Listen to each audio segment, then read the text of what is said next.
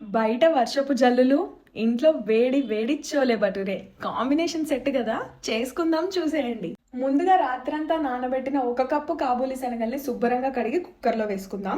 ఇందులో కొద్దిగా పసుపు, 3 లవంగాలు, 1 యాలక, ఒక చిన్న దాల్చిన చెక్క ముక్క, 2 బిర్యానీ ఆకులు, 4 మిరియాల గింజలు, అలానే కొద్దిగా ఉప్పు నీళ్లు పోసి ఒకసారి కలిపి 3 విజిల్స్ వచ్చే వరకు ఉడికించుకోవాలి.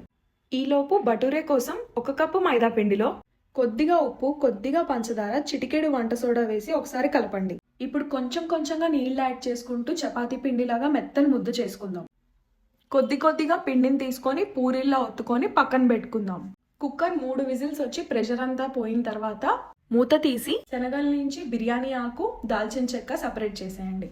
అలానే మిక్సీ జార్లో గుప్పెడు శనగలు, కొద్దిగా వాటర్ వేసి ఫైన్ పేస్ట్లా చేసుకొని పక్కన పెట్టుకోండి. ఇప్పుడు ఒక బాండీలో కొద్దిగా నూనె, 1 బటర్ క్యూబ్ వేసి నూనె వేడెక్కిన వెంటనే 1 టేబుల్ స్పూన్ జీలకర్ర వేసి వేయించండి. ఇప్పుడు సన్నగా తరిగిన 1 పెద్ద ఉల్లిపాయ తరుగు, 1 పచ్చిమిర్చి తరుగు వేసి మొత్తాన్ని ఒకసారి కలపండి. ఉల్లిపాయలు కొద్దిగా కలర్ చేంజ్ అవుతున్నప్పుడు 3 పెద్ద టమాటాల నుంచి తీసిన ఈ మెత్తని ప్యూరీ యాడ్ చేసుకోవాలి.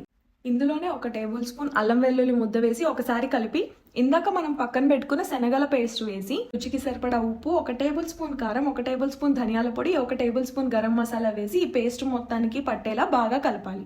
ఇప్పుడు ఇందులోనే ఉడికించిన శనగలు నీళ్లతో సహా వేసి ఒకసారి కలిపి 20 నుంచి 25 నిమిషాల పాటు ఉడికించుకోవాలి. చివరిగా 1 గుప్పెడు సన్నగా తరిగిన కొత్తిమీర తరుగు వేసి మొత్తాన్ని ఒకసారి కలుపుకోవాలి. బాండీలో నూనె మంచి కాక మీదకి రాగానే ఒత్తుకున్న పూరీల్ని ఒక్కొక్కటిగా వేయించుకోవాలి. పూరీ పిండిలో చిటికెడు పంచదార వేయడం వల్ల పూరీలు బ్రహ్మాండంగా పొంగుతాయి. పూరి పూర్తిగా పొంగిన తర్వాత మరోవైపుకు తిప్పుకోవాలి.